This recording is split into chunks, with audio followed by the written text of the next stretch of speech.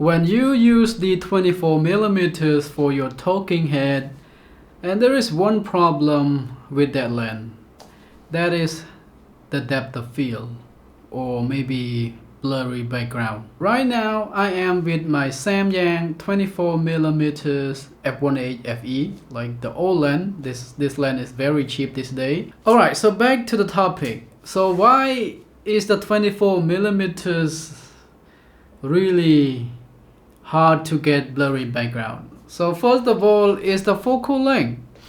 When you're using the 24 millimeters, it kind of wide. If you stay at this distance, like a meters away from the camera, we are at the wide angle field of view, I would say. As you can see my background nicely there, because this is a 24 millimeters. But if I get close to the lens like this, you guys can see that we got a little bit of shallow depth of field at the back there, maybe kind of nice. But if you sit this close with the 24 millimeters, you look so big, you distort, a little bit weird sometimes, especially if you at the edge of the frame, something like this, you look very, not that natural at all. So in order to film properly, nicely with the 24 millimeters, you have to back a little bit, maybe like this, at this distance, But when you sit like this, maybe like meters and a half away from the lens, maybe like that, and you can't get that shallow depth of field. Even though you stop the aperture at f1.8, there is still very difficult for the lens to separate the subject from the background. Like what do I mean? What I want to say. So we can't get any shallow depth of field with that focal length.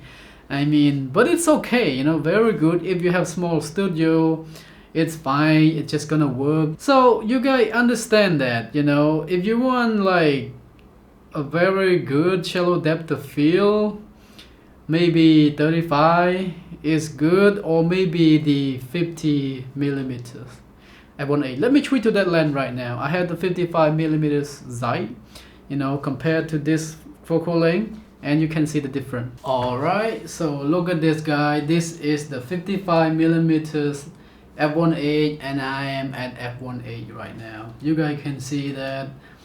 Is this good, right? Yeah, for talking head video, if you have small studio, then you can't deny the 24, like you have a small room, so the 24 would be nice for that scenario, for that case, But if you have a larger room like this, then 35 or 50 millimeters would be nice. Like right now, the camera quite far away from me, and I can see that, that depth, that 3D pop, as you can see. Look pretty good though. So let me put this lens back, at the same distance, and you will see the difference in terms of depth of field. No, in terms of field of view. Alright, so this is the 24 millimeters, the same distance that I filmed with this lens, the 55, and this is the field of view that you got from that 24 millimeters. It's a big difference, right? This is 55 and that is 24. As you can see, we get a lot of frame, a lot of thing in the frame. You can see my full body, something like this.